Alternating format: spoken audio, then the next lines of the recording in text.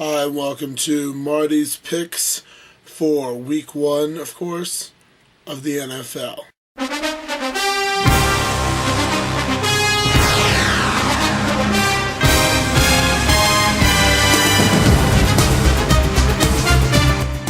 So we've got the first game, we got the Lions versus the Falcons. The Lions, this franchise has rebuilt itself really well.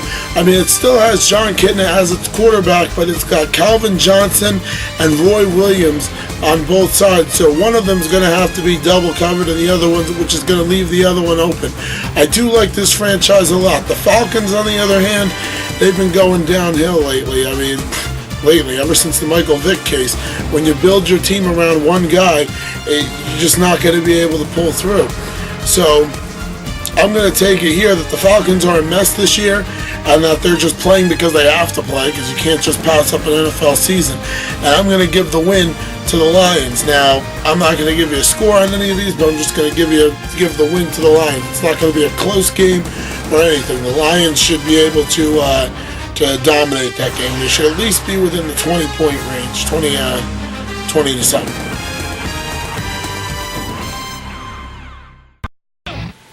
The next game that we have down here on the schedule is the Bengals versus the Ravens.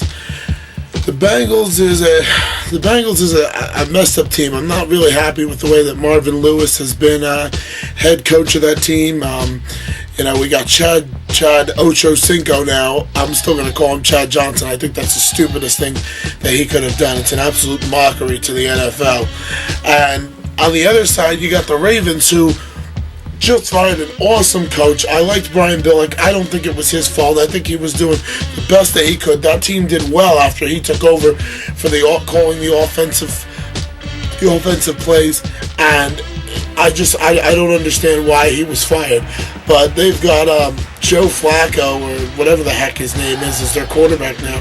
And I'll tell you this, he has not impressed me at all in preseason. I have not seen anything from this guy that shows me that the Ravens are a contender or even close to one. Kyle Baller, unfortunately, is on his way out. He's got his career is almost over because of his arm injury. If he was in, I would give them maybe a 500 record, but if they start anybody else besides Kyle Baller, then their season is pretty much over as soon as it's begun. I'm going to give the win to the Bengals. Next game that we have up here is the Seahawks versus the Bills. Grant you, the Bills have gotten to be a better team. They really are competitive now. They seem like finally all the steps and the pieces that they're putting together are finally starting to work. I like the way that Trent Edwards is working. He's doing an awesome job. I'm going to, unfortunately, I'm going to have to give this to the Seahawks, though, because the Seahawks, this is Mike Holmgren's last year, I've heard. That's really a shame, because Mike Holmgren, great coach, definitely a Hall of Fame coach, great times up in Green Bay. But with the Seattle Seahawks this year, they should be a good team. I mean, they're in a very weak division. I mean, they always win the division, and they're the Seattle Seahawks. So, I mean, I'm definitely going to give this Seattle the win against the Bills. It might be a one touchdown, maybe touchdown and a field goal sort of game. But that's where I'm going to go. So I'm going to go with the Seahawks to win it.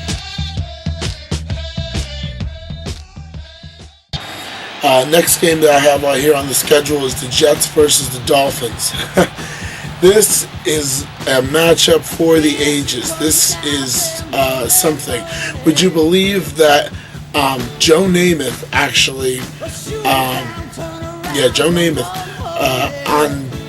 in Miami, in the season opener, predicted the Jets to go and win the Super Bowl that year, and the Jets went and won the Super Bowl. So it's just kind of an irony that the Jets are going to go against Miami, and they just got rid of Chad Pennington, probably the best thing that the Jets could ever do. I know that there's a lot of mixed fans and a lot of mixed views out there about whether Chad Pennington should have stayed, whether Chad Pennington should have gone.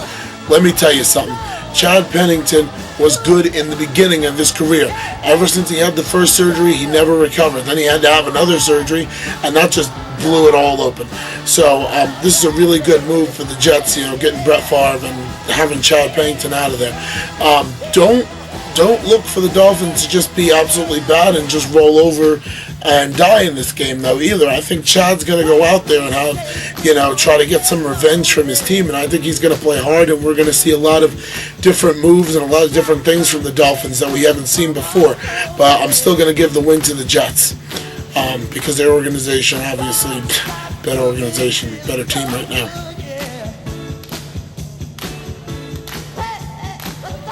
The next game that I have on the schedule is the Chiefs versus the Pats. Do I even have to talk about this? I mean, come on. Do I really have to talk about this matchup? I guess I do. The Chiefs, let's say, Herman Edwards runs I like Herman Edwards, great guy. He runs a very relaxed camp. And they got Larry Johnson, who I think is coming off some kind of knee surgery. And anytime you come off of a knee surgery, the running backs are never as good as they were their first season, at least. You got the Pats, who knows if Tom Brady's injured or not. That situation is absolutely ridiculous that's going on in New England with the whole Bill Belichick evidently releases his injured list, and Tom Brady isn't even on the injured list. I mean, come on, are you kidding me? The guy was injured. So, regardless of that, we don't know exactly what is wrong with Brady. I still think that if Tom Brady plays, which he is predicted to play, that the Patriots win this game. So I'm going with the Patriots.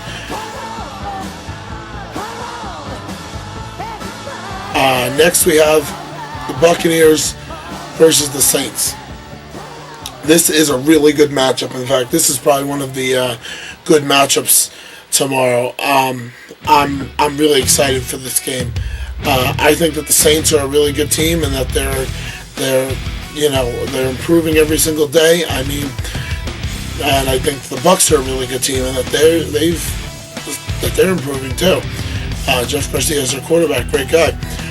Here's the thing, though. The Saints have had to deal with the hurricane trouble of leaving the city, and I think that they were actually practicing. I don't know where they've been practicing, but they weren't going to be practicing in New Orleans. So the Saints have had a little bit of a disruption there. Plus, the Buccaneers, I think overall are just better because the Saints are going to have to go with Reggie Bush instead of Deuce McAllister to run up the middle, and I just don't think that's going to happen. You have to have some kind of running back that can run up the middle. You can't keep tossing Reggie Bush sideline passes. It's just not going to work. So I'm going to give this one to the Bucs. It's going to be a close one if the Bucs do win, but I'm going to say that the Bucs win this one.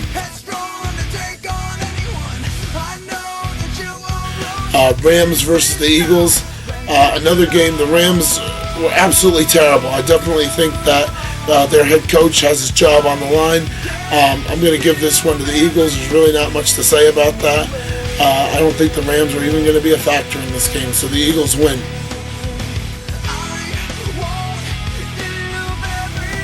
Texans versus the Steelers.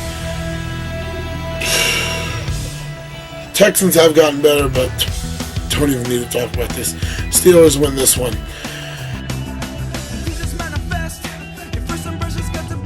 Jaguars versus the Titans. The Titans are a really good team if Vince Young and LG Crumpler and Wendell White, if all these guys could actually kick into gear, then the Titans would be good. I mean, some days they're actually all on cylinders and they're working well, and then there's other days where they're off.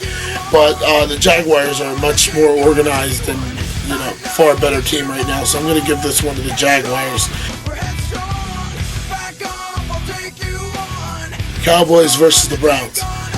Cowboys versus the Browns. Interesting. The Browns are really good. A lot of people are picking the Browns to win this one. I still think that Dallas is good enough to beat the Browns. I think the Browns they're good. They might make the playoffs this year, but I just don't think that they're good enough to beat Dallas. So I'm also gonna say that Dallas wants to come out and have a very hard-hitting impression in the beginning. So I'm gonna say that Dallas tries to blow this one open. The Panthers versus the Chargers. I have the Chargers. I'm going to say it right now. I have the Chargers going to the Super Bowl this year.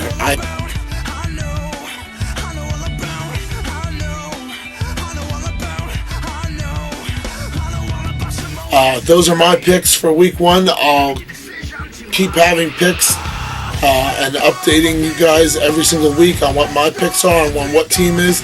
And I will keep track of my wins and losses as far as my picks. Thanks for watching and enjoy week 1 of the NFL.